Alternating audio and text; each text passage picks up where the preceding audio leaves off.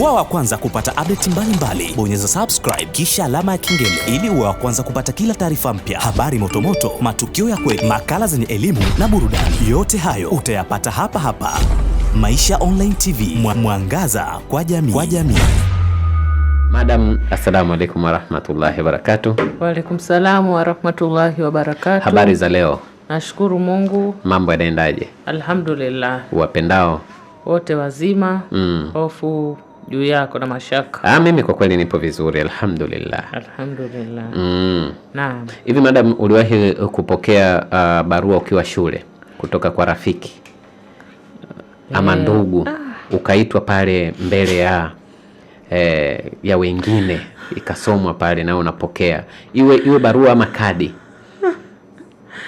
Bahati yangu mbaya, yani mimi naonekana maskini, nilikuwa sionekani, sijui sikuwahi kupewa sikuwahi kutumiwa. Ila umenikumbusha mbali, kwa sababu kuna watu zao zilisomwa bwana. Zilisomwa mwalimu wetu bwana alikuwa anazisoma mstarini. Unaitwa, unatoka mbele. Ndio. Alafu anakuanza kukunanga. Viatu ni hivyo, umepokea barua hii? Nashukuru Mungu, mashallah. Kama Mungu alijua kwa mimi situdanganyika kirahisi, basi kuandikiwa bwana. Na wengi ilikuwa ni watoto wa kike. Wengi sana, alafu barua zilikuwa zinatoka shule za boys bwana.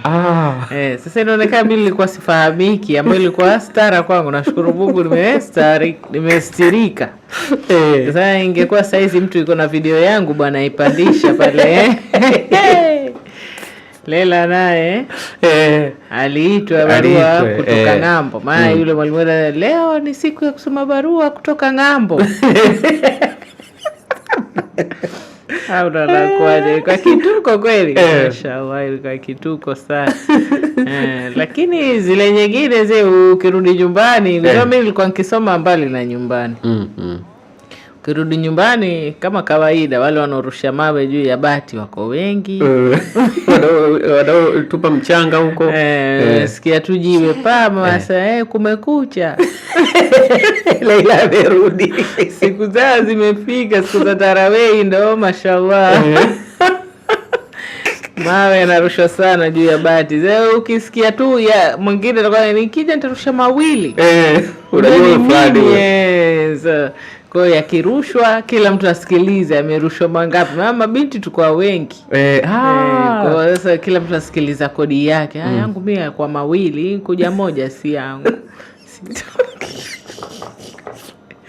Ilikuwa vizuri, ilikuwa hakuna kushika simu ya mtu. Ilikuwa pesi mpaka zipokuja za kufungua. Wakumbuka zile simu za kufunua? Za kufunua nakumbuka sana. Zipokuja zile pamoja na Philips ilipokuja. Sasa ndo mashallah, sasa ikawa wepesi, watoka. Mwanzo kwa mawe tu. Sasa kumekuja nakwambia, washarudi.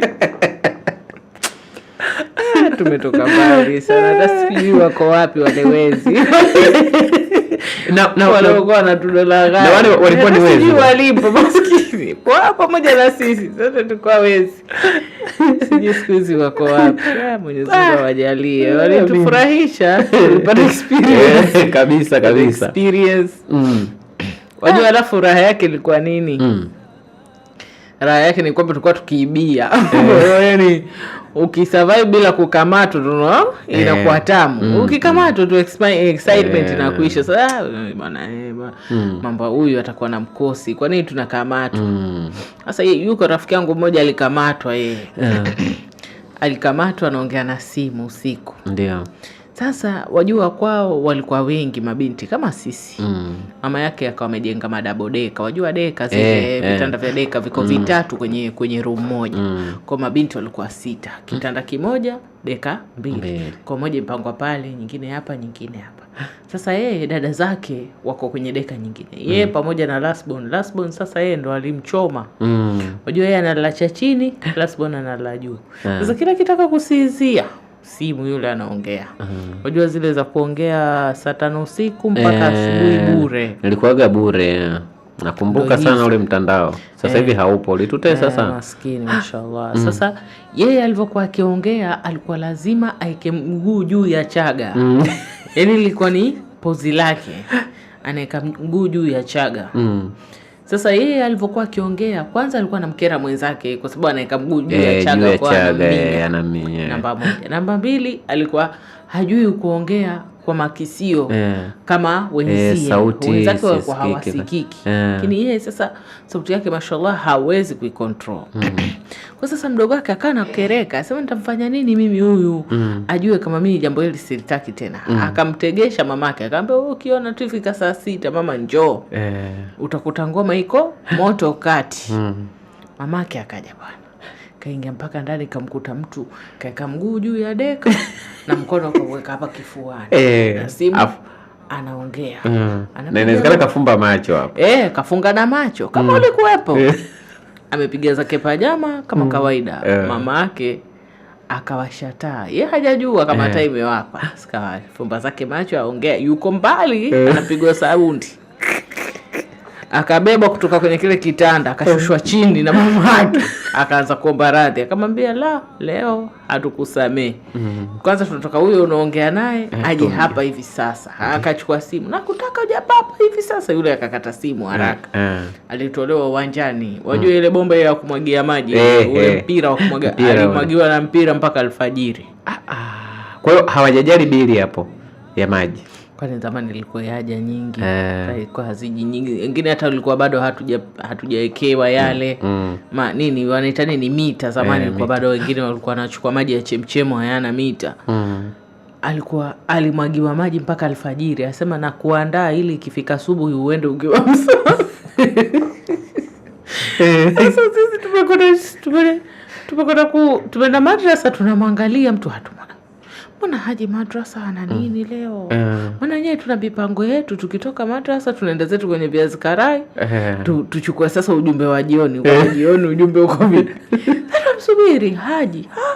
Mbona haji? Ndio sasa mdogo wake atufuata. Mnalo jambo gani? Ana baridi, mwili mzima una baridi. Ndio tupa kile kituko. Sasa mimi binamu yangu ambaye mimi na yeye rika sawa, akaniambia ndugu yangu leo tusijaribu. Naweza kuta hawa wamepanga na sisi itakawa zamu yetu leo. Alilishwa mawe siku hatukutoka. Tukasema sisi tutoke tukamatwe. Hatukutoka. Ikaenda hivyo mpaka wote tukaingia uoga. Mawe yanarushwa hatutoki. Lakini wakubwa zetu walikuwa kitoka, lakini sisi tulikata. Yaani hapo mwenzetu alipowajibishwa. Sikumbuki kama nilitoka tena. Mpaka tukahama sasa. Tukawa tumeokoka, lakini vituko vilitokea maskini. Sawa. Lakini unajua tofauti yetu ni nini Mr. Hati? Sisi yetu ilikuwa tofauti na vijana wa sasa. Unaona? Yaani style za sasa zilikuwa tofauti na za kwetu sisi. Sisi ilikuwa hatuendi mbali. Ilikuwa ni mazungumzo ya kucheka, wengine kupakizwa pikipiki au baiskeli mwenda mkaanguke, mrudi nyumbani. Au kama hivyo mnanunuliwa viazi karai, mnavibonya mnarudi nyumbani. Ilikuwa yetu sisi michezo tu. Lakini sasa hivi watu wanapita mipaka, watu mpaka wanaenda kuikaa huko, watu na mageto. Wajua sisi ilikuwa tunaenda, yani ukitukuta tumejaa wote kwa viazi kwenye watu wanauza viazi. Stare yetu pia wengine ilikuwa tunatembea tu. Wajua kuna Allahu Akbar. Nadhani akisikia atakumbuka. Tulikwenda kusindikiza mwenzetu. Wajua mwenzetu yeye azungumza mbele, sisi tuko nyuma. Sasa tupiga story. Yaani sisi raha yetu mkuzunguka ule mji. Ndio ilikuwa utundu wetu sisi. Wajua tulizunguka ule mji. Sasa wao wanasimama wanapiga story, sisi tuko nyuma na nasi tuwasimama tupiga story. Wajua tulingatwa na siafu. Kwa tuliposimama palikuwa na siafu. Tutoba, siafu.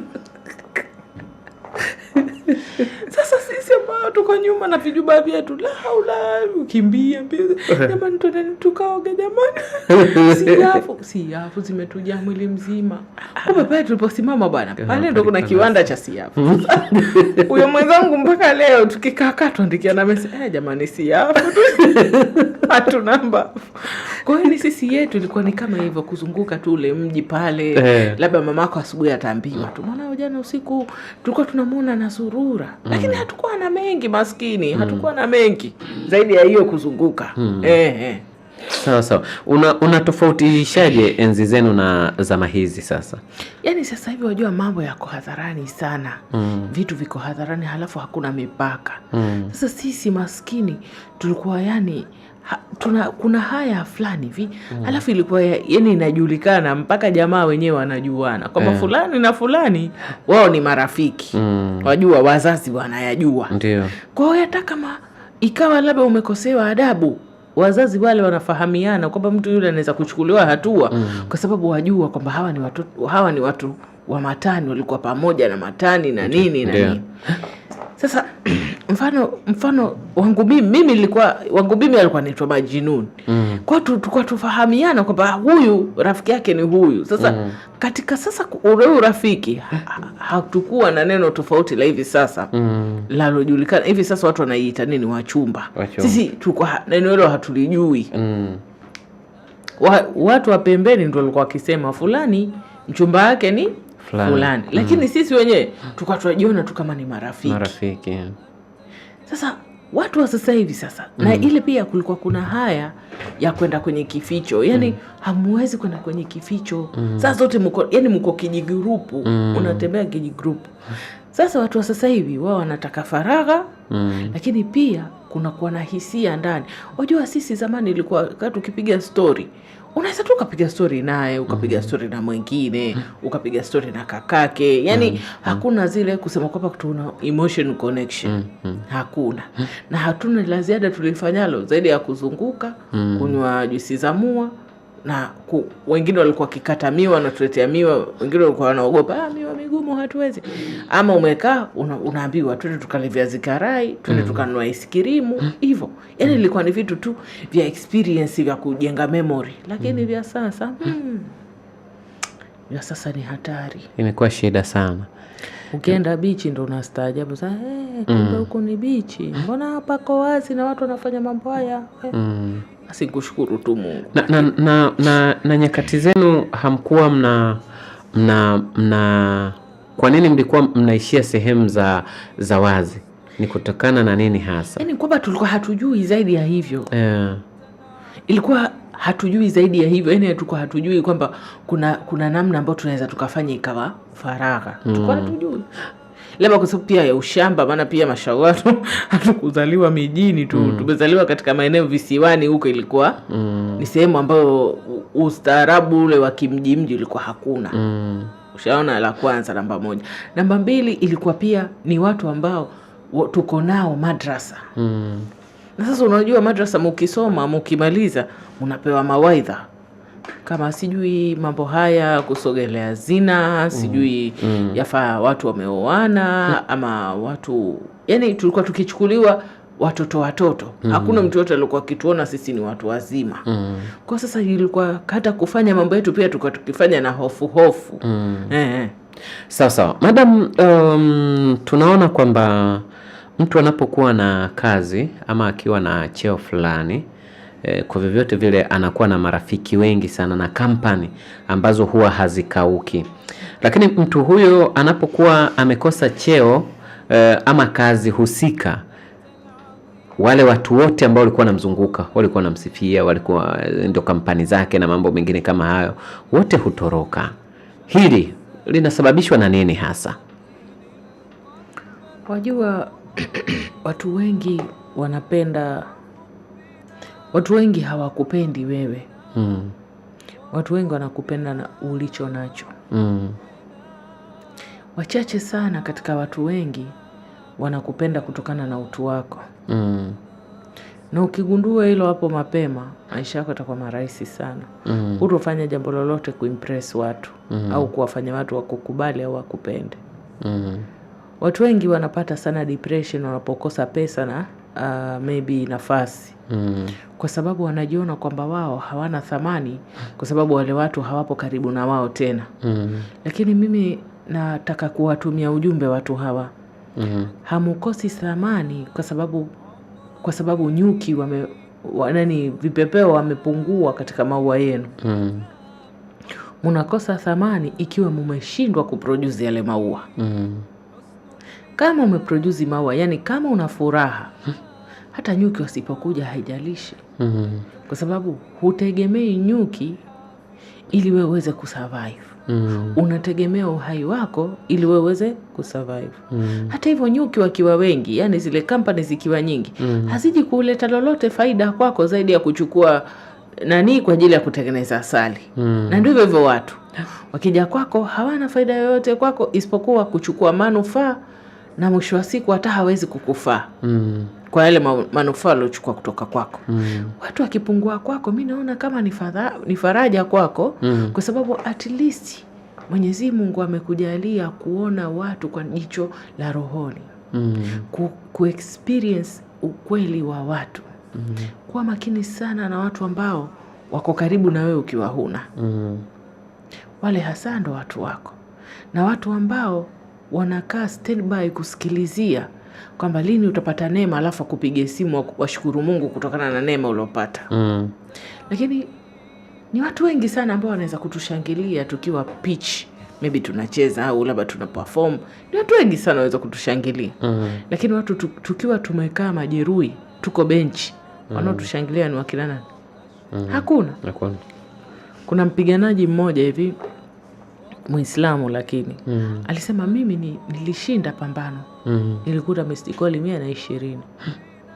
Lakini niliposhindwa pambano nilikuta missed call moja. Ya nani wajua? Mama yake. Mama mpweli. Akasema toka hapo ndipo nilipojua kwamba rafiki yangu wa kweli ni mama. Ni nani? Na mimi leo nawaambieni, siku zote kwanza nawafundisheni, hakuna atakayeweza kukufaa kwa dhati na kwa mapenzi zaidi ya damu yako. Mimi nikija katika maisha yako kama mke, nina sababu kwa nini nimekuchagua wewe, sikumchagua Harun. Ndio. Siwezi tu kuolewa na wewe. Hata kama nikisema nakupenda sana, sijui nini, lazima kuna kitu kimeleta kwako. Na ukikiangalia ni selfish. Yani ni kitu cha ubinafsi. Sijui mrefu, sijui mweusi, sijui anapendeza. Zote hizo ni vitu vya kiselfish. Hakuna mtu yote anayeweza kuja kwenye maisha yako kwa kusema kwamba mimi nipo na wewe, hata sijui nipo tu. Hata sijui kwa sababu gani nipo na wewe. Kila mtu ipo na wewe kwa sababu kuna kitu fulani atapata kutoka kwako. Either anategemea utampenda, utamheshimu, utamjali, si utamsaidia apate watoto, utasimamia watoto wake waende skuli, wasome vizuri, wakuite baba, uwepo present kama baba. Yani ni kitu cha exchange. Lakini only mama yako, sijui babako, ni watu ambao wanakupenda wewe kwa jinsi ulivyo. Wawe tu baadaye wanataka uwape matumizi sijui nini. Lakini Afrika nzima ukishindwa maisha, una uwezo wa kurudi kwenye familia yako na ukaishi. Sasa na kwa nini leo utashindwa maisha, utafute msichana wa mjini umpate? Ni ngumu. Inawezekana. Naam. Sasa na umesema kwamba hapo inatokana na faraja. Faraja inatoka wapi wakati unaona kabisa kwamba watu walikutumia? Yaani watu wakiwa wamekutenga mara baada ya kukutumia. Umetuambia hapa kwamba ukiona watu wamekukimbia, hiyo ikupe faraja. Faraja inatoka wapi katika mazingira kama hayo? Kwa sababu wajua maisha ni kama vipindi vya wanahitaji hali ya hewa. Ni vipindi vya masika na ni kama yani vipindi vya kiangazi. Ni vipindi vya wakati. Kuna masika, kuna kiangazi, kuna jua kali, kuna sijui vitu gani. Wanaita sijui summer, sijui winter. Wajua maisha ni kama hivyo. Huwezi kuwa na summer mwaka mzima. Kwamba mwaka mzima kuna joto, kuna furaha, mnaenda beach. Kuna siku za kuwa mvua kali, kuna siku itakuwa baridi kali, kuna siku itakuwa kipupwe, upepo wa kukuchakaza. Sasa maisha yako yatakapoanza kupita katika hivyo vipindi vya hali ya hewa, ndio maisha yako yakapita. Maana yake ni kwamba ndio utafika wakati wa sama. Nyakati hizo zitakuwepo pia. Yaani wewe utakaposhuka kicheo, kiumaarufu, kipesa, ukishuka, wajua Mwenyezi Mungu atakupandisha tena kwa sababu alikupandisha na wala hukumuomba. Ndio. Kwa watakapoondoka, siku yako ya kupanda ikifika, utajua upande na nani. So atakuwa shajifilter. Ndio. Wakirudi tu nawaambia, sawa jamani mmerudi, lakini mimi sasa hivi ni family man. My family, my people. All of you are just my fan. Nyinyi ni mashabiki tu. Sasa hivi watu wangu wa karibu ni familia yangu. Wale waliokuwa pamoja na mimi ndio watu wangu. Kwani huyo nani mwana masumbwi alifanya nini? Baada ya kushinda ile pambano, baada ya hapo mapambano yaliyofuatia yote alianza kushinda. Unajua sasa hivi ana rafiki yake nani? Mama yake na watoto wake na mke wake. Hana hata kampani. Akitoka anaenda kwa mama yake, akirudi anaenda kwa ndugu wa mke wake, akirudi anaenda msikitini. Sasa hivi yuko kwenye anazunguka anafanya dawa Afrika. Anasambaza dini. Asema kuliko nikae na watu ambao watakuja kunigeuka, bora niongee neno la Mwenyezi Mungu. Na kushuka milele utapanda tu. Na kwa nini inakuwa rahisi, labda kama unakuwa na cheo maarufu fulani ama nini, yani chochote kile ambacho kimekufanya wewe labda ukawa ni maarufu kutokana na hicho ambacho unachokifanya, ukifika katika ofisi wanakupokelea kwa haraka na kukuhudumia na mambo mengine kama hao, lakini mara baada ya kushuka katika kile ambacho kilichokuwa kinakufanya uonekane kwenye jamii, wanakupoteza. Hata wale ambao ulikuwa ukiwapigia tu simu, yani kabla hata kama alikuwa anaongea na mtu mwingine atakata ili akusikilize wewe, lakini mara baada ya pale utapiga wewe na hata kurudia, hata kama ni wiki utapiga, wala hawezi kuipokea simu yako. Watu wana hiyo tabia yani ya kuheshimu mtu kutokana na kitu anachomiliki. Wana tabia hiyo watu wote. Na kama nilivyokuambia, watu wote ni wabinafsi. Wanapenda kitu ambacho kitawapa benefiti wao. Wanaamini kwa sababu wewe una jina, unajulikana, una uwezo, akikusaidia kuna siku na wewe utamsaidia. Sasa wewe kama huna, uko picha ya leo, utamfaa kwa kipi? Kwa anaona mimi wala siwezi kumfaa, hawezi kunifaa anytime soon. Kwa nitamhudumia tu kawaida. Lakini pia jamii zetu zimetengeneza namna hiyo. Unaona kuna matabaka, sijui kuna VIP. Ndipo mimi nawaita very interfering people. Kuna wengine sio wanajiita sijui VVIP. Kuna wengine sio wanajiita sijui vitu gani. Kwa hiyo ni jamii yenyewe ndio imetengeneza hawa watu. Lakini mimi sijali mtu yoyote isipokuwa nafsi yake na kauli yake. Ukishajicontradict tu kwenye kauli yako, hata ukiwa unavaa t-shirt kila siku zimeandikwa VIP, kwenye macho yangu utakuwa mtu wa kawaida tu.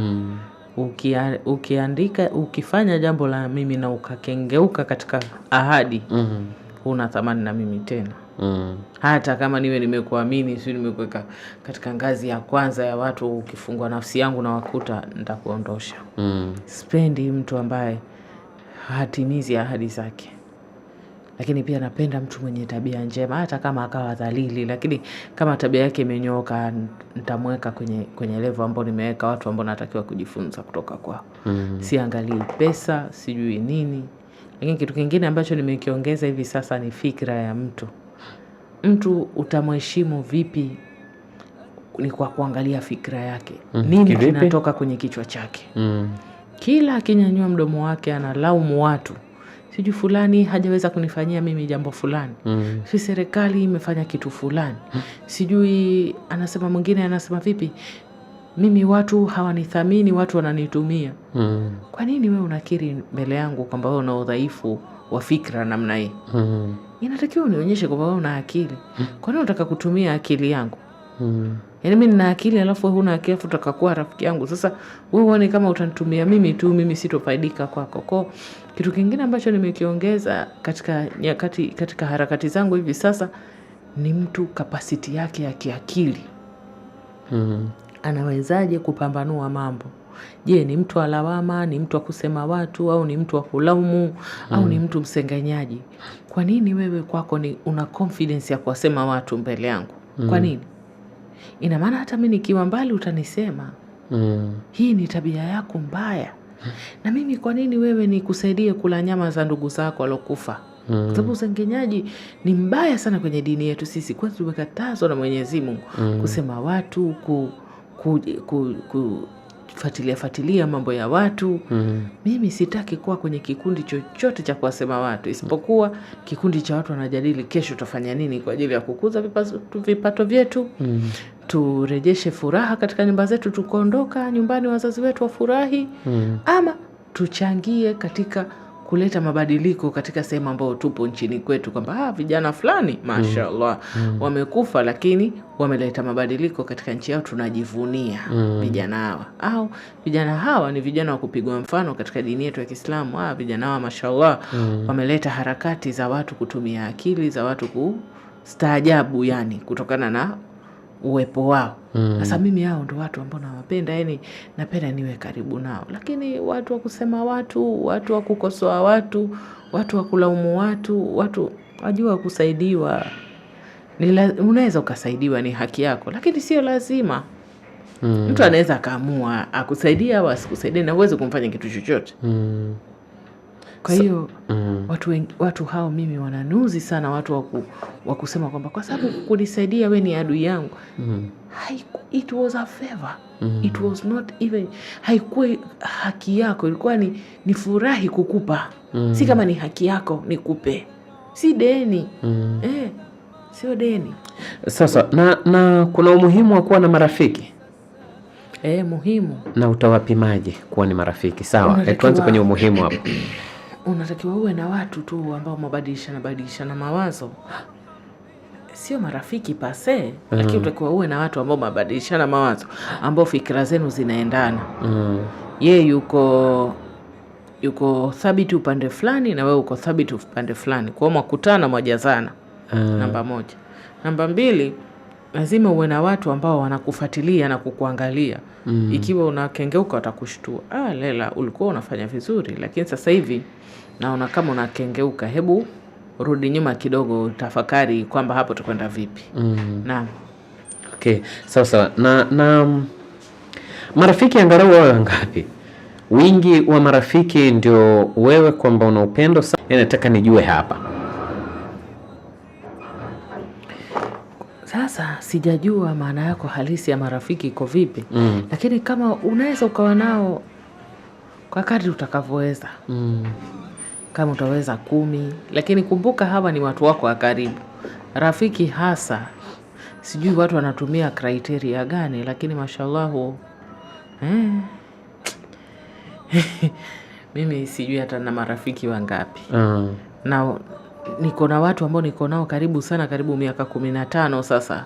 Unajua ni watu ambao nimejuana nao toka udogo. Sasa hao naweza nikawaita ni marafiki.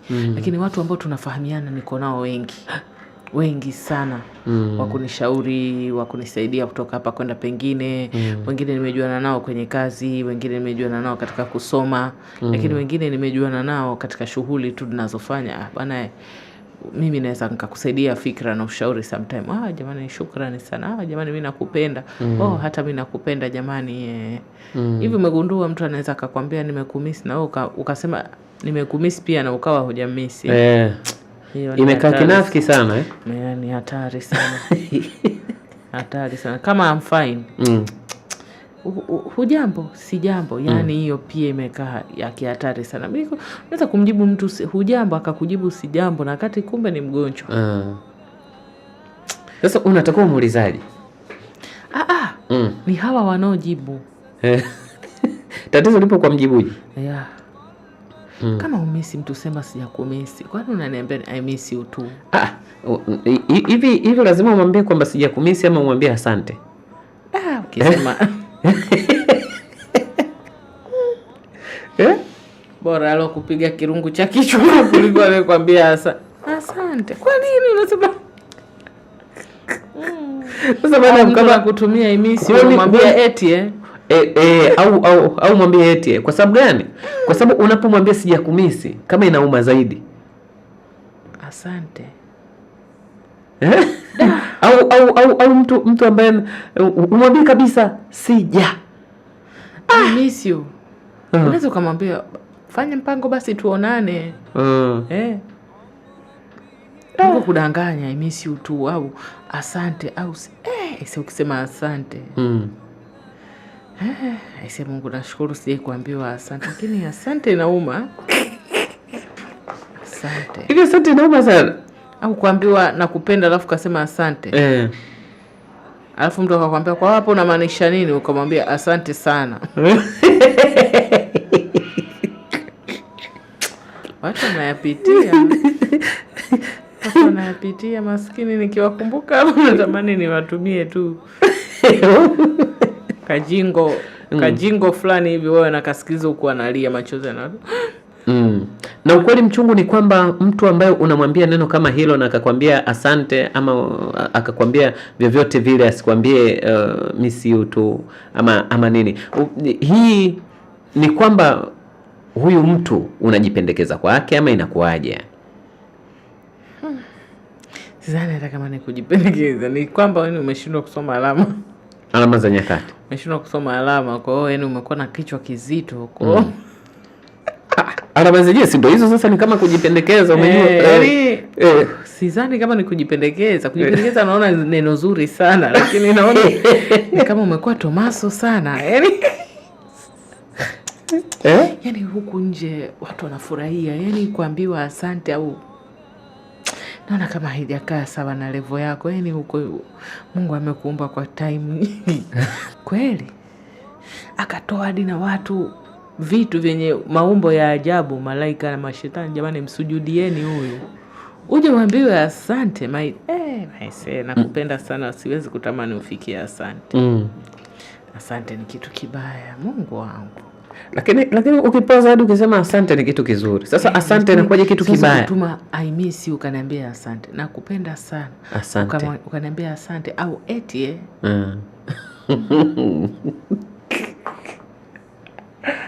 ngumu sana. Ngumu sana. Ila unajua ukiwa busy wala utahangaika na haya mambo.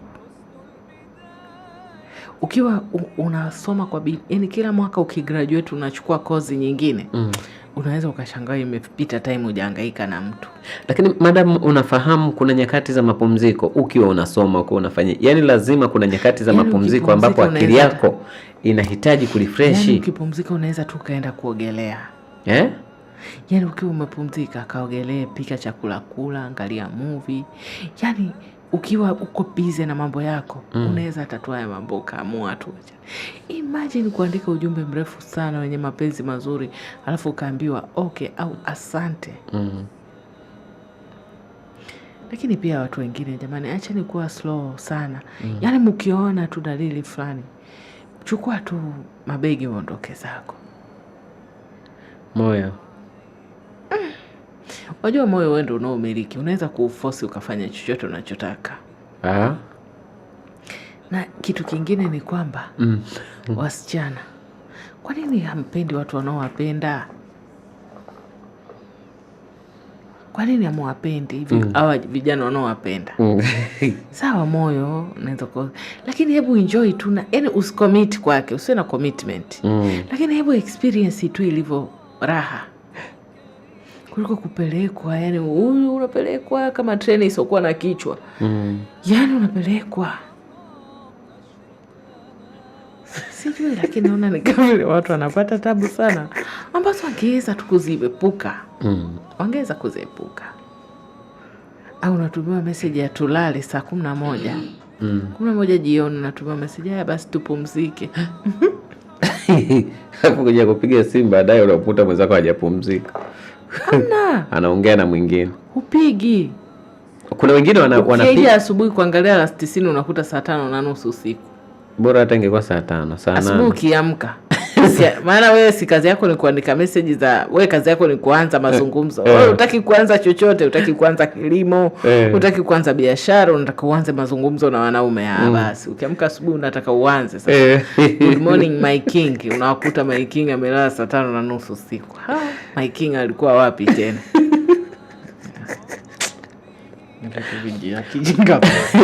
Sijui, lakini watu labda wanapenda harakati. Mimi siwezi kuwazuia. Kila mtu amekesi anapoweza kuwekeza, lakini nadhani kilimo kinalipa zaidi kuliko haya mambo. Hata nimesikia biashara uvuvi iko vizuri.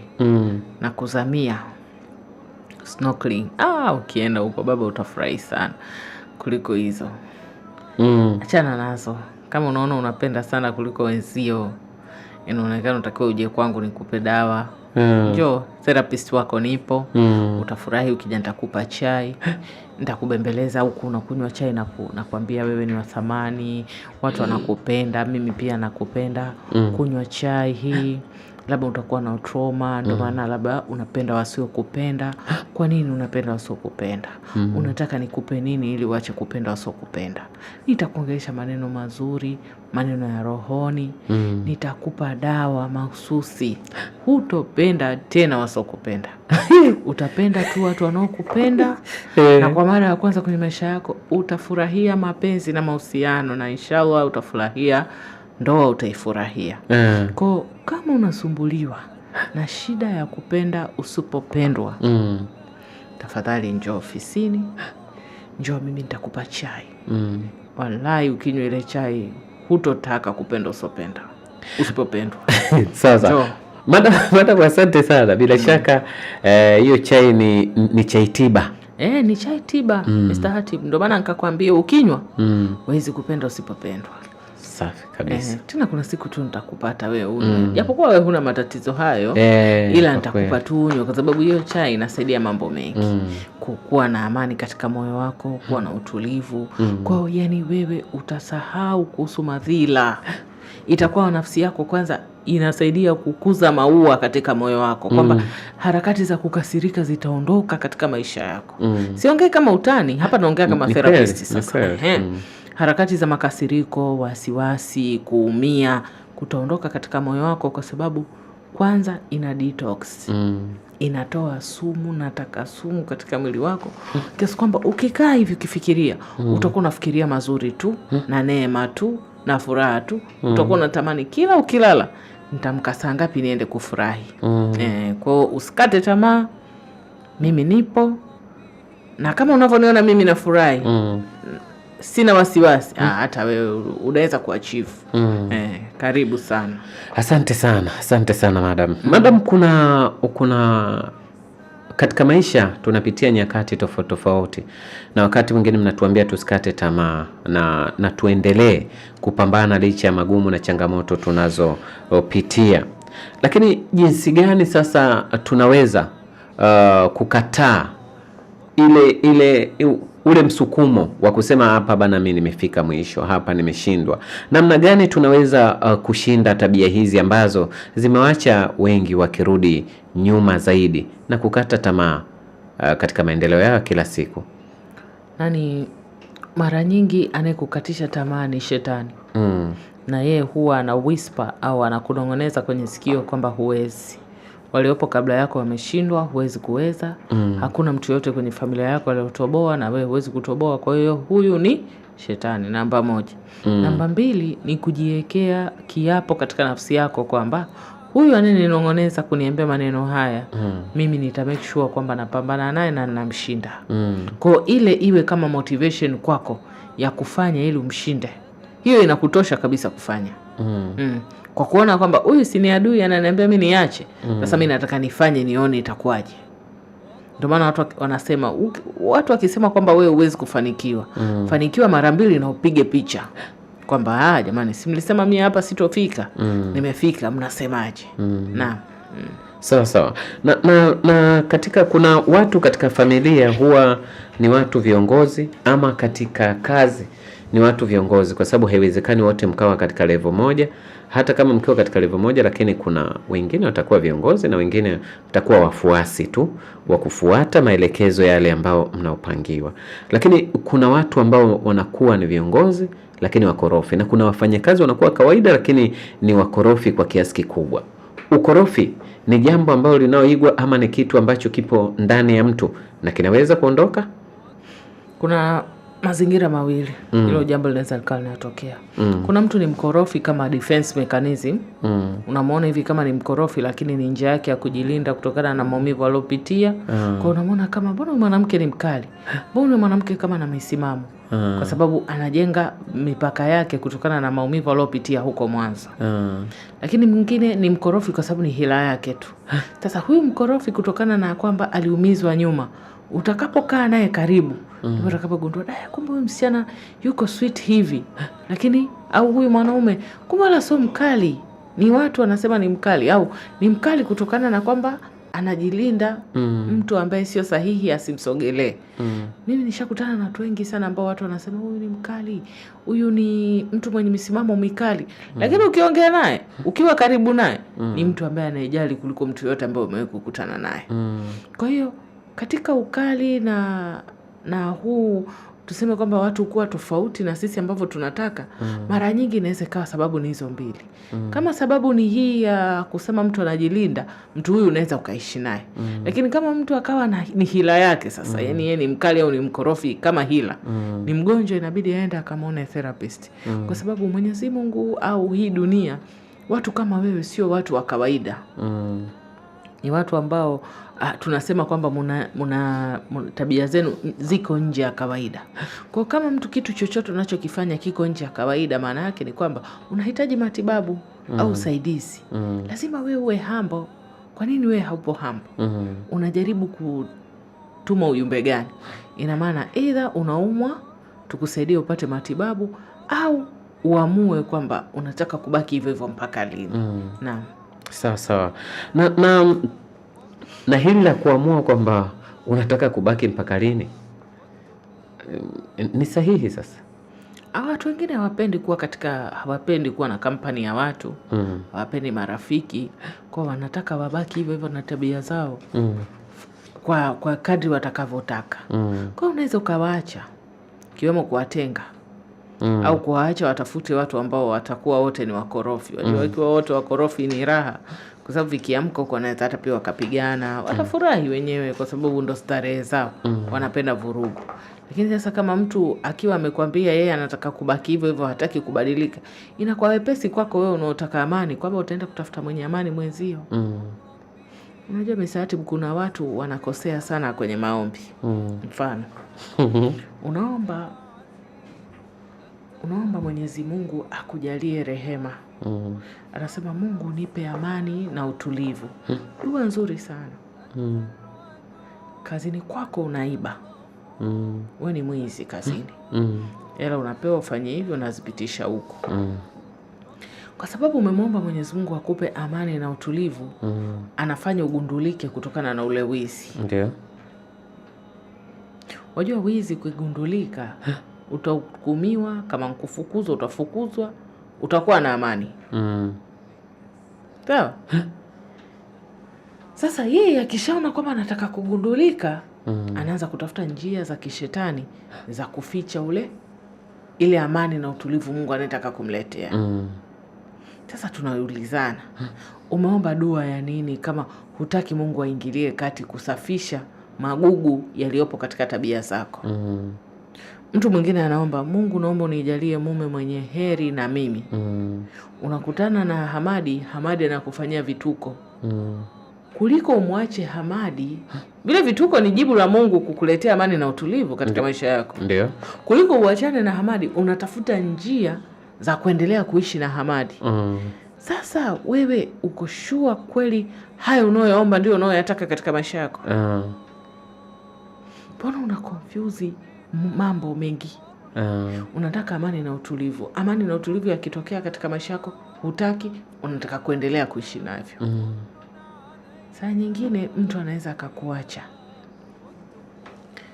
Sababu zinaweza zikawa mbili. Sababu za kimungu lakini zinaweza zikawa mbili. Namba moja, Mungu ameona huyu mtu akifanya vitu ambavyo wewe hukuviona. Kwa anajaribu kukulinda na maneno yaliyoongelewa ikiwa wewe haupo. Kwa wewe chukua kama msaada wa Mwenyezi Mungu katika maisha yako. Namba moja.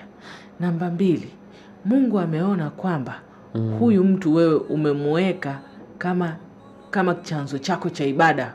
Yaani umemsahau Mwenyezi Mungu, humwabudu tena, unamwabudu huyu mtu. Sasa ili kukuepusha we na shirki, huwezi kulala mpaka kupigie, sijui chakula hakipiti mpaka muongee, sijui huna amani ya nafsi yako, kila saa moyo unaenda mbio kama farasi kwa sababu haja kutafuta. Sasa Mwenyezi Mungu anaona mbona huyu anaingia kwenye shirki, kumweka mtu mwingine awe important kwenye maisha yake kuliko mimi ambaye nimemuumba. Kwa Mwenyezi Mungu anamuondoa huyu mtu katika maisha yako ili usije ukafikia hatua ya shirki. Usije ukaanza idolize huyu mtu. Sasa wewe huelewi, unapambana hadi unaswalikia mulaili Mungu amrudishe mtu ambaye anataka kukutoa kwenye rehema yake. Ili huyu mtu eti, Mungu nijalie huyu mtu asiniache kwa sababu nampenda sana, siwezi kuishi bila yeye. Hujui yale ni matusi. Wewe unaona kama ni dua. Na mtu yoyote katika hii dunia anayekufanya kwamba unabidi we kumweka mbele kuliko unavyoweka Mwenyezi Mungu, anakupeleka kwenye shirki. Niambie kwa nini? Kwa nini? Kwa sababu gani? Wewe nafsi, baada ya nafsi ni Mungu, ujue. Hakuna connection nyingine baada ya nafsi. Ni Mungu na wewe tu. Kama baada ya nafsi ni Mungu, kwa nini baada ya nafsi ni fulani? Kwa nini wewe usingizi unaruka fulani asipokupigia? Ina maana umeshaanza kuingia kwenye shirki. Ndivyo hivyo Mwenyezi Mungu alivyokuumba. Na yeye amesemaje? Si kuumba majini na watu isipokuwa waniabudu. Kwa nini muabudu Mungu na abudu mtu? Kuna mtu siku yake inakuwa mbaya kabisa kama huyo mtu wake hajamtafuta. Hata sisi anaongea na sisi, anatuambia leo nimeamka vibaya, mtu asiniguse. Je, una habari wewe unaelekea kwenye shirki? Mtu mwingine anaona dalili zote za hatari. Yaani amechukua keri. Wanaita nini ile keri siku hizi? Kiriku. Amejaza red flag ndani ya kiriku. Dalili za hatari za huyo Hamadi ziko ndani ya kiriku. Anasemaje? Dalili za hatari nimeziona, lakini nataka uthibitisho.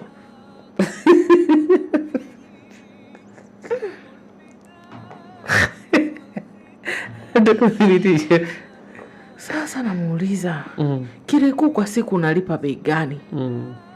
Anambia kwa kiriku kwa siku nalipa kwa kukosa usingizi, kwa moyo wangu kwenda kasi na kulipuka kila saa.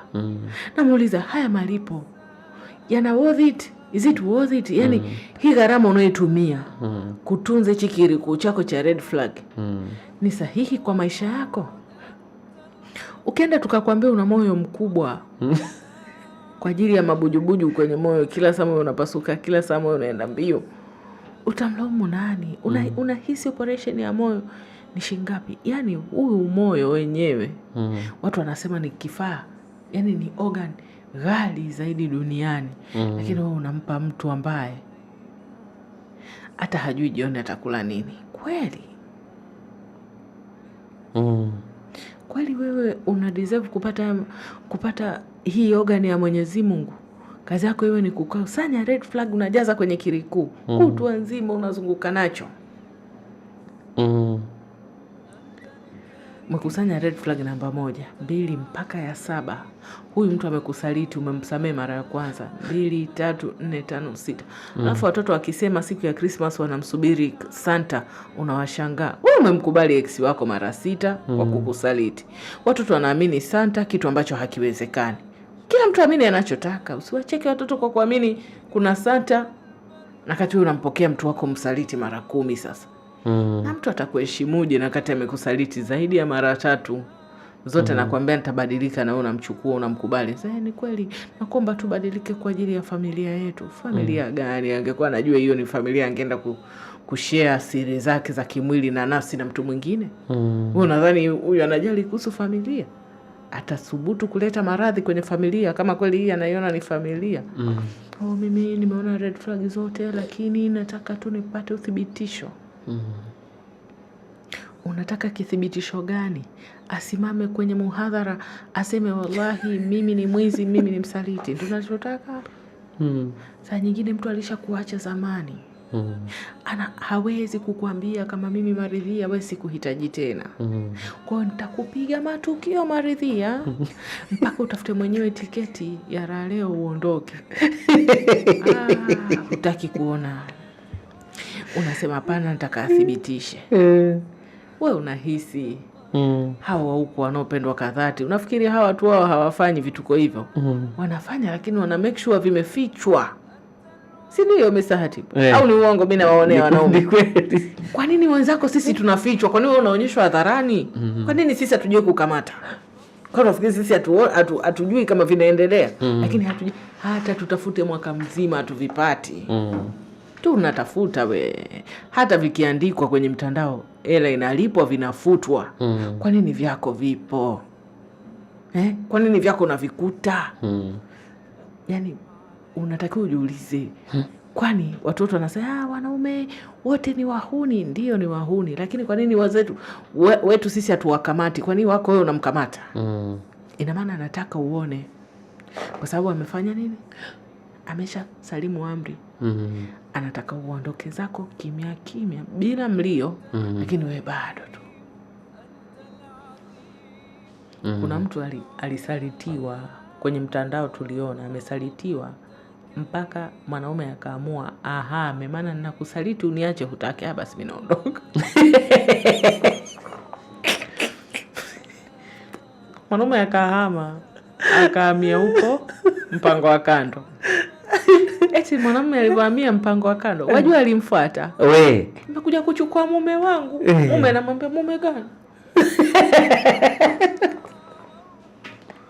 Aibu kiasi gani? Ana jina zuri, mzuri. Lakini si ndio ujasiri madam? Nimekuja kuchukua mume wangu. Sasa yule mpango wa kando amuuliza, umempoteza wapi? Sisi sote tulikuwa tunaangalia. Sote tulikuwa tuna hasira. Mmoja katika mwenzetu eti kwa amekunja ngozi, jamani ningempiga ngumi. Wewe yupo kwenye TV huko. Nimekuja kuchukua mume wangu. Yule mpango wa kando akamuuliza, ulimwacha wapi? Na mpango wa kando anajibu. Wala majibu mashallah, unaweza ukatafuta sehemu kwanza uheme. Wewe kwani huyu mume ulimwacha wapi? Asema nimeambiwa uko naye. Asema haya ngoja muite aseme kama yupo tayari kuondoka na bebe. Bwana akaitwa. Akasema baby, huyu mtu amekuja hapa kufanyaje? Asema amekuja kukuchukua. Mimi niende wapi? Mimi siendi popote, mimi niko na bebe. Mimi niko na bebe. Mume wangu turudi nyumbani. Watoto gani? Waambie baba yao sasa hivi anapumzika. Baba yao sasa hivi yuko wapi? Yupo mapumzikoni. Gani? Eti akagoma kutoka. Eti mimi sitoki mpaka tuondoke sote. Alipigwa. Alitolewa na mateke nje. Sasa kwa nini umekuwa kipofu unakusanya red flag ujaza kwenye tipa? Kwa nini? Sikiliza kwa makini mtu akifanya vituko. Kwa nini huyu ameruhusu mimi nione? Kwa nini huyu ni peke yake mji huu afanyaye mambo haya? Kwa nini wenzake havionekani? Mimi nataka nisibitishie. Sasa umemfuata kwenda kumchukua, unauliza umemwacha wapi? Kwani umemsahau stendi au umemsahau katika kikundi cha kusubiria watu magari yaje? Kwa hiyo ni vitu tu. Wallahi natamani watu wote maskini wangepona maskini. Ni huruma maskini Mr. Hatib, ni huruma kwenda kutafuta mwanaume kwa mpango wa kando. Umevua moyo wako wote, umeuvaa kwa miguu kama ndala. Chukua moyo umeukatakati kwa kati, umeuvaa kama kanda mbili, uenda kutafuta bwana kwa mpango wa kando. Nimekuja kumchukua mume wangu. Ala, ulimpoteza. Mamwacha wapi?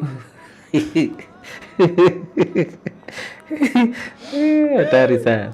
Madam, kwa nini maisha ya watu maarufu watu maarufu hawapendi sana kuoana wao kwa wao wenye umaarufu, lakini hutafuta watu ambao hawana umaarufu kwa ajili ya kufunga nao ndoa?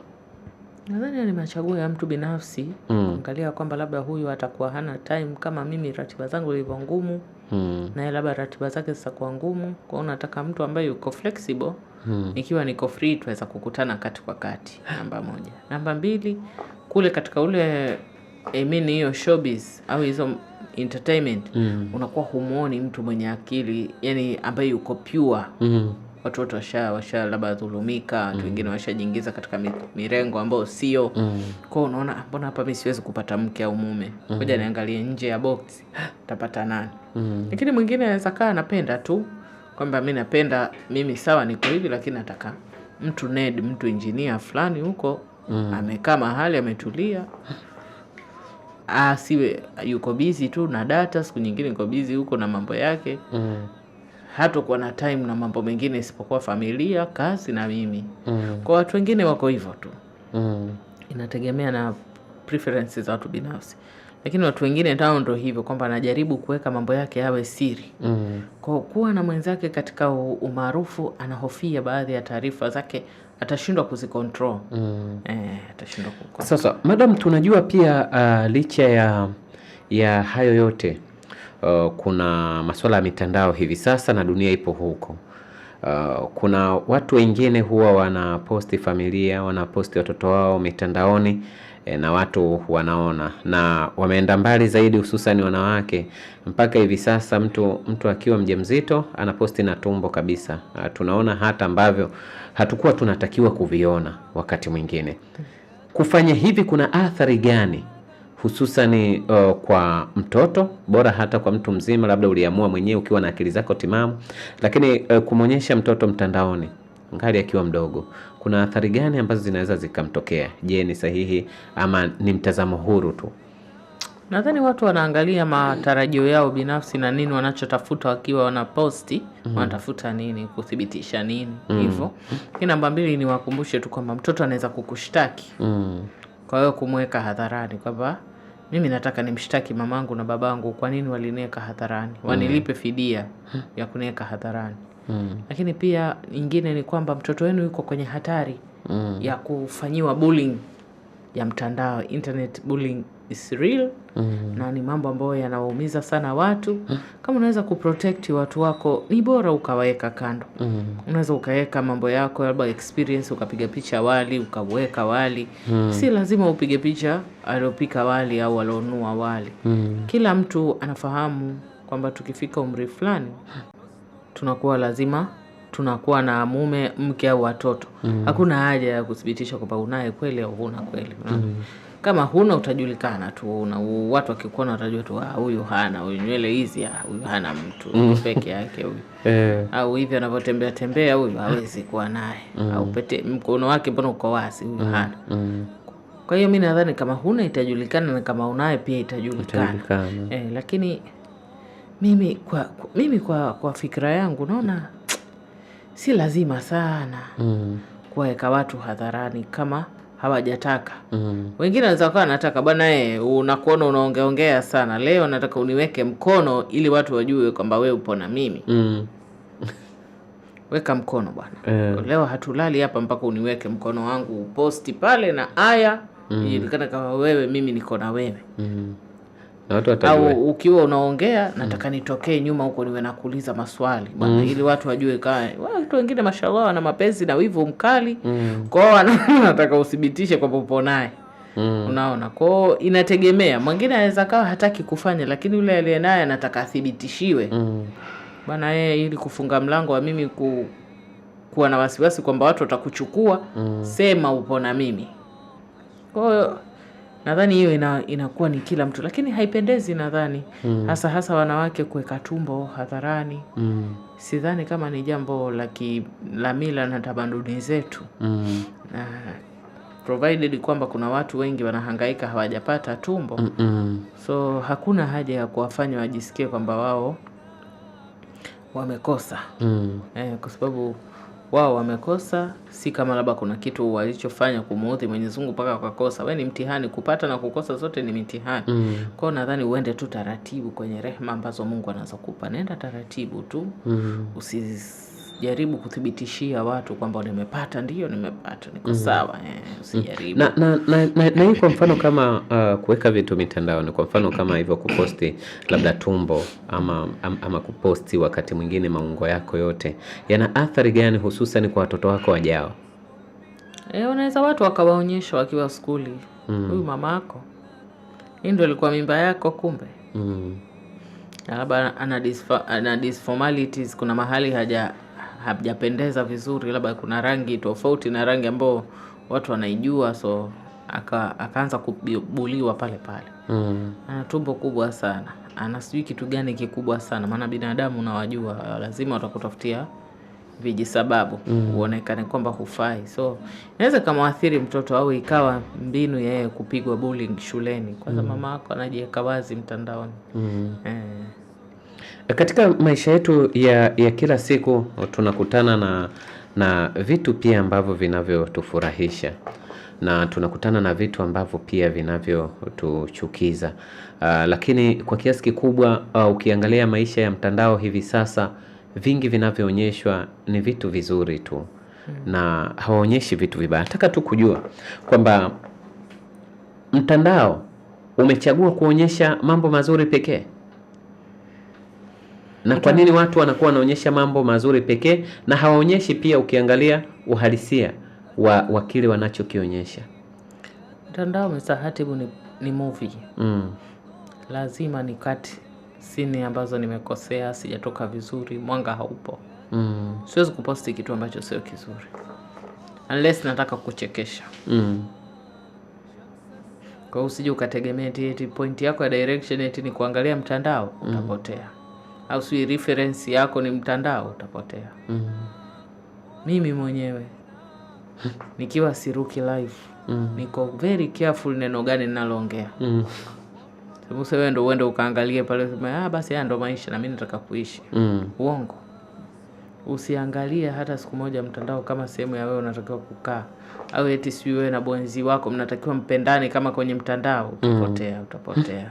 Au kwa sababu eti kwenye mtandao mwenzi wako amemfollow mtu fulani, basi hiyo ndio define kwamba huyu hanihitaji, anamtaka yule. Kwanza aghalabu hata akaweza kumpata, anaweza hata simpate. Unapata pressure ya bure. Usiweke mambo hayo kama maanani, usichukulie maanani. Wala ukaona eti watu wanapendana, watu wanapelekeana maua, ukajua ndo kila siku watu wanapelekeana maua. Kwenye ground mambo ni tofauti sana. Field mambo ni tofauti sana. Naweza kaa hata amejinunulia maua, nani ajuaye? Naweza kaa hata amepewa pesa, kumbe ni zake za kwenda kulipia belo sijui balo laki la nguo za mtumba za ingia huko, akasema nimepewa. Watu wanajua kutengeneza skit. Sasa wewe uende ukagombane zako na Jumaa, mwambie Jumaa wewe hujawaipo kunipa pesa mimi. Wenzangu wanapewa pesa. Ukaachana na kijana wako mwema mstaarabu kwa sababu ya vijana unaowaona wako kwenye mtandao wenye hela za faster. Haya, wewe tu sasa. Madam, unatakiwa umchukie yupi kati ya huyo? Umchukie aliyekunyima au umchukie mtu aliyekuahidi? Ni sina chuki na mtu yoyote hapo, lakini kwa ushauri wangu na kushauri pia usichukie mtu yoyote. Wote alokunyima, alokuahidi, wote wana mamlaka yoyote kwako ya kukusaidia. So lazima wapende wakupe, wasipopenda pia wasikupe. Kwanza hutakiwi kumtegemea mtu namna hiyo hadi unamkabidhi chuki. Mimi nimekosa kazi ya kufanyia chuki yangu ni kuchukie wewe. Si chukia vitu vingine. Siwezi kuchukia mtu. Na kuna athari juu ya hili. Kwa sababu kwanza unajua anayeumia siku zote ni mwenye chuki. Aliyechukiwa wala hana habari. Mwanzo hata sijui kama unanichukia. Wewe ndo nalo moyoni kila siku, simpendi Lela. Moyo wako zidi kunyua. Simpendi Lela. Lela niko zangu nimelala. Ngipata tiketi pia nasafiri. Wewe unanichukia maskini. Kila siku moyo wako unazidi kujikunja. Chuki na wewe. Moyo unaingia doa jeusi. Chuki. Ukimaliza kunichukia mimi, ukichoka unamtafuta Hatibu naye unamchukia. Yusuf uko wapi? Nataka nikuchukie. Chuki inamuumiza aloibeba. Kwa sababu kwanza wewe ndio unajua wanichukia. Mimi sina habari maskini. Nazo tena nitafuta zangu kwa juu ninywe. Kwa yani wewe mwenyewe tu. Si ruhusu mimi mtu yoyote umpe nguvu na nafasi na maishani mwako namna hiyo mpaka ufikie hatua sema mimi fulani simpendi na mchukia. Usiruhusu mtu akawa na influence namna hiyo katika maisha yako. Hata huyo shetani usimchukie, achana naye. Mwanzo hana lolote. Kama sio wewe wala hana lolote.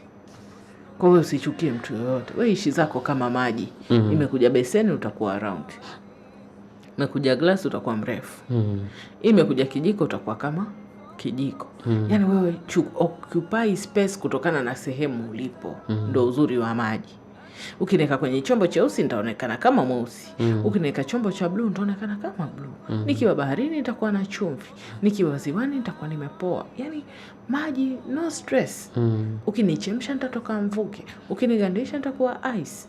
Sina neno na wewe. lakini ukinizidi, ukinikera nitakusomba tena. Maji nini mama? Maji ukiingia ovyo sana kuondoka na wewe. Ndio hivyo. Ukiniingia vibaya naondoka na wewe. Kuondoka na wewe nini? Hautokumbukwa hata. Maana yake nini? Sikuweki mimi kwenye tumbo langu na kutema. Ndo maji. Maji toka lini mtu akazama akabaki majini? Mtu akizama anatupwa. Na ndo wewe. Mtu amekuudhi, usimweke kwenye moyo wako, fulani kaniuzi, mtupe aende akauziwe tu wengine. Sasa madam, wakati muda wetu unatutupa mkono kweli kweli, hebu tuangalie. Kuna watu huwa wanapoteza kazi na wengine wanapoteza mali. Hivi vitu vyote vinauma, asikudanganye mtu. Ni kama tu vile msiba, kwamba usikie kwa mtu msiba, usikie kwa jirani. Wakati mwingine ndo hata utapata muda wa kujipara, sio ndo kujipura na vitu vingine kama hivyo, lakini msiba ukiwa kwako ni kitu ambacho kinachouma kweli kweli. Wanaopoteza kazi ama mali wanatakiwa kuishi maisha gani katika kipindi hiki kigumu wanachokipitia? Mali ni ya Mungu. Na ulipoteza kwa sababu either ya tamaa au imerudi kwa mwenyewe. Kaa naye chini mwambie, au tubu, au na vilio vya watu omba misamaha. Kaa chini tu vizuri tu. Hakuna mtu yote anaenda kwa Mungu kuomba kitu akarudi hivyo hivyo. Na ukiona amekupa ujua kuna kitu anakuepusha nacho. Kwanza wewe ulikuwa huchoki, simu yako ilivyokuwa inaita. Simu ilikuwa inaita kama haisi za stand. Ukikataa inaingia hii kwa kuombwa. Pumzika. Mradi una hela ya kula, pumzika. Pumzika zako tu. Mengi atakuepuka. Utaondolewa kwenye kikundi cha watu wanaotoa sadaka, utaondolewa. Itabidi wewe ndo tukupe sadaka. Kwa pumzika zako tu. Na wala eti hiyo haidefine kwamba eti wewe huna thamani tena eti kwa sababu huna mali. Tunaokupenda tunakupenda tu, uwe nacho usiwe nacho, sisi tunakupenda tu. Kwa sababu kwetu una matumizi mengi tofauti na matumizi ukiwa na pesa. Kwa wewe shukuru Mungu, mrudi kwa Mwenyezi Mungu, mwambie mimi naogopa nitaingia kwenye shimo, confidence yangu inashuka kwa sababu ya kukosa mali.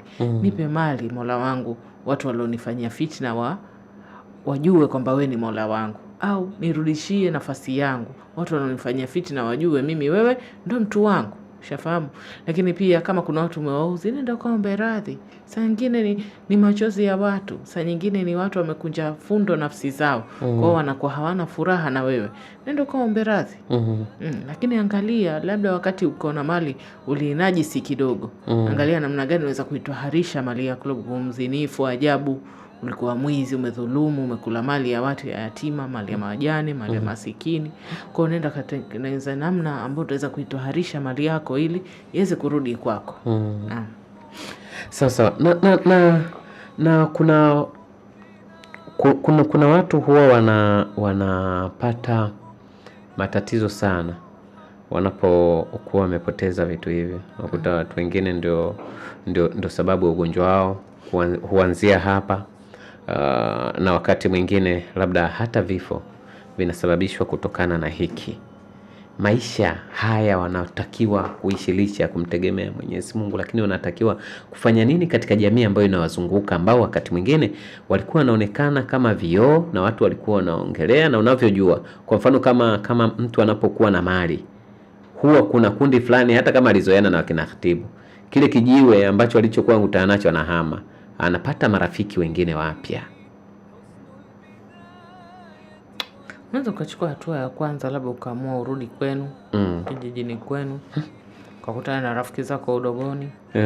Lakini pia kuwaomba radhi masela kwa kuwadharau ni njia mojawapo pia ya kukiri makosa yako. Bwana naomba nimnisamee bwana, niliwaona si kitu, lakini mpanda ngazi ushuka, nimeshuka. Nipokeeni jamani, nataka kurudi kijiweni, kukaa na nyie tucheze draft. Hivyo. Lakini jingine waweza tu yani ukaamini kwamba kuna mengi sana amekuepusha. Yani wewe unatakiwa hapa ndio uwe very strong kichwani, very strong, ili usije ukapotea. Lakini kikubwa ni kwamba rudia marafiki zako wa zamani, warudie tu, waombe radhi, tujishushe tu, warudie. Kwa upokee simu zetu, basi tupokeleze, tupigie simu moja moja, tuombe radhi. Tuombe radhi tu. Wajua hakuna kitu anachopenda binadamu kama kuomba radhi. Radhi yani ni vitu watu wengi sana wanapenda.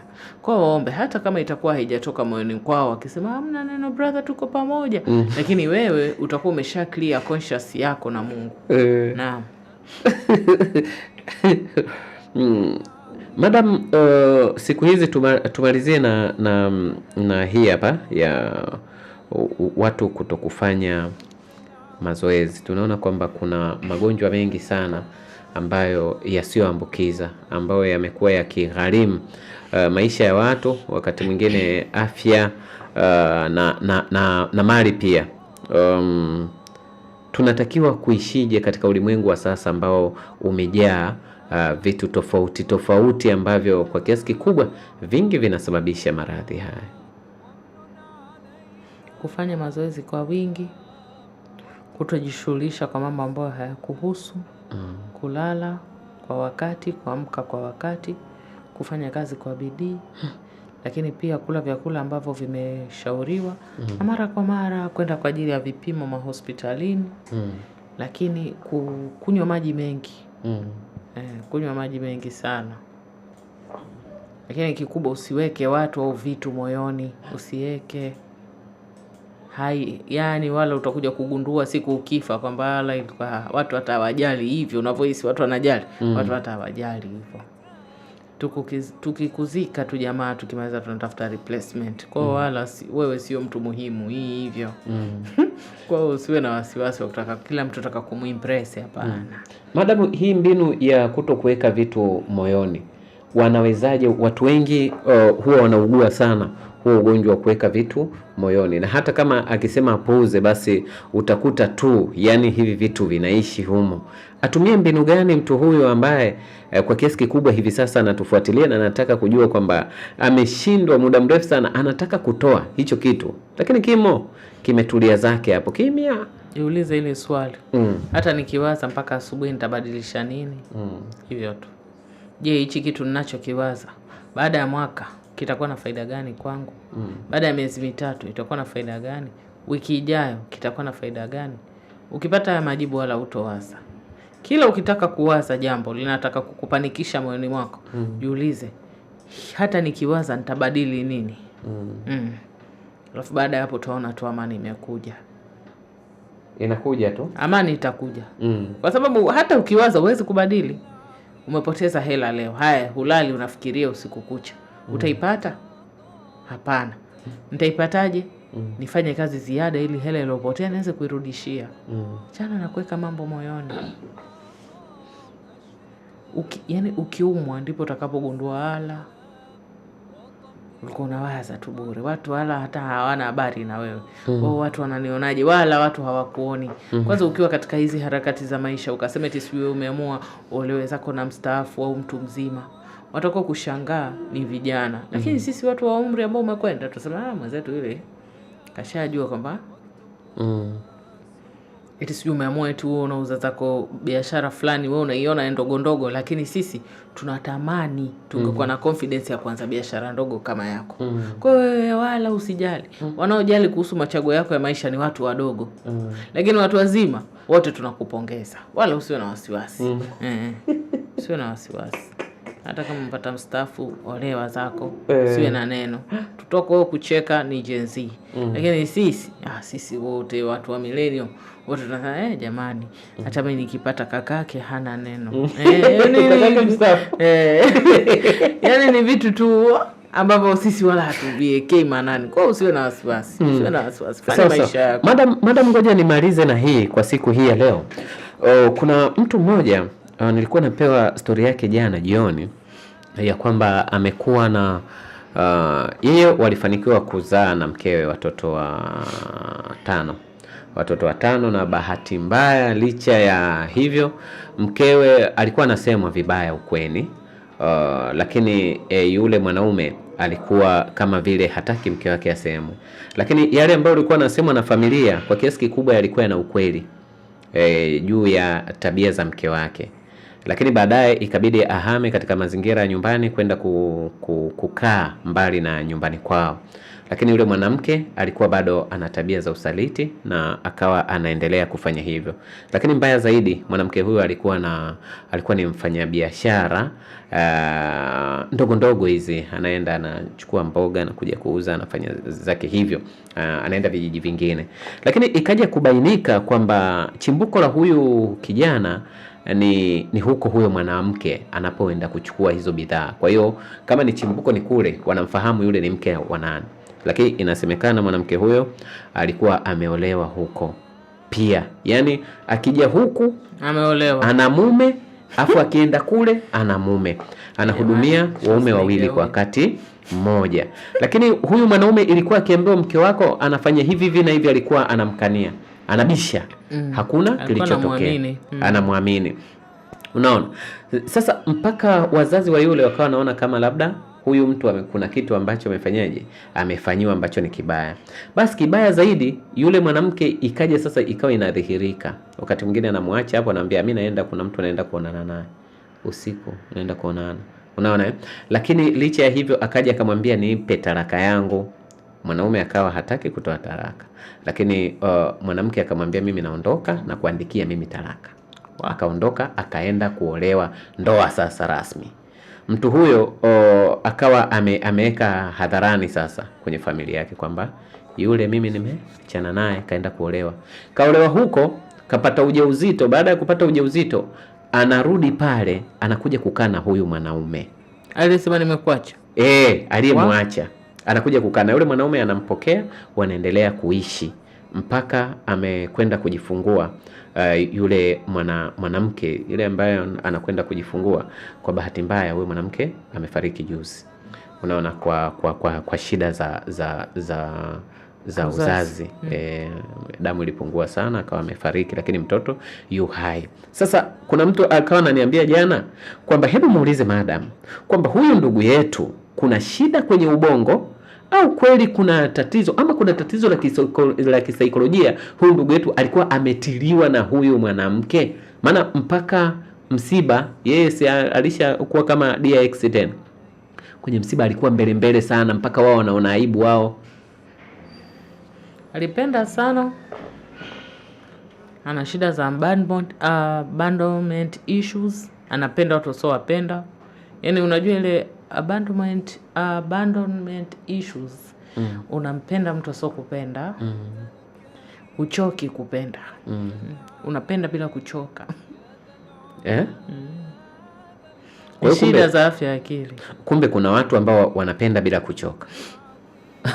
Madam, unatuachaje kwa bidii? Unatuachaje kwa siku hii ya leo ili niweke kiporo hii? Naombea kupenda kwa bidii kuepuke. Inshallah Mwenyezi Mungu awastiri. Msiwe mfano. Amen. Shukrani sana msikilizaji, kila lenye mwanzo alikosi kuwa na mwisho, wakati sio rafiki. Shukrani sana kwa Madam Leila kwa kuja na kutupa elimu kubwa kabisa katika siku hii ya leo. Unaweza kumfuatilia Madam Leila kupitia mitandao yake ya kijamii, lakini vile vile vitu gani madam ambavyo unavifanya? Kama hivyo nasaidia mambo ya ushauri na saha. Nasaidia watu kujijenga kwa vizuri, mfano ya mentorship program. Nasaidia watu kupata waume wake sahihi kwa kuwafundisha dalili za hatari mapema, waziepuke kukimbia maana yake.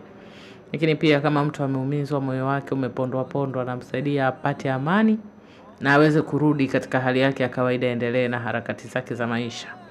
Kuwashauri wanafunzi namna ya kusoma vizuri, kufaulu mashuleni. Kuwasaidia wazazi malezi sahihi kwa ajili ya watoto wao. Na hizo ndo shughuli zangu. Karibuni sana. Namba yangu ya simu 0757 64 37 46. Itaje tena? 0757 64 37 46. Karibuni sana. Napatikana Dar es Salaam pia na Tanga. Na tupo wazi. Okay. Juma ngapi hadi juma ngapi? siku zote tegemea wewe tu appointment yako utaweka tarehe ngapi, siku gani. Siku yoyote tunaweza kukutana na wewe na kukusikiliza jambo lako. Karibuni sana. Asante sana. Kila lenye mwanzo halikosi kuwa na mwisho. Huyu ni Madam Leila Abubakar, mwana saikolojia. Bila shaka msikilizaji umeweza kupata mazuri kabisa kutoka kwake. Asante sana Madam, lakini asante nyuma kamera alikuwa Saidi Abdallah mwana wa Chembea. Mimi ni Khatib Salim Omar, nikutakia usikivu mwema wa vipindi vinavyoendelea hapa 90.5 Radio Nuru FM Tanga, Tanzania. Asante na kwa heri. Inaofuata ni adhana, wito kwa ajili ya maandalizi ya swala ya alasiri. Asante na kwa heri.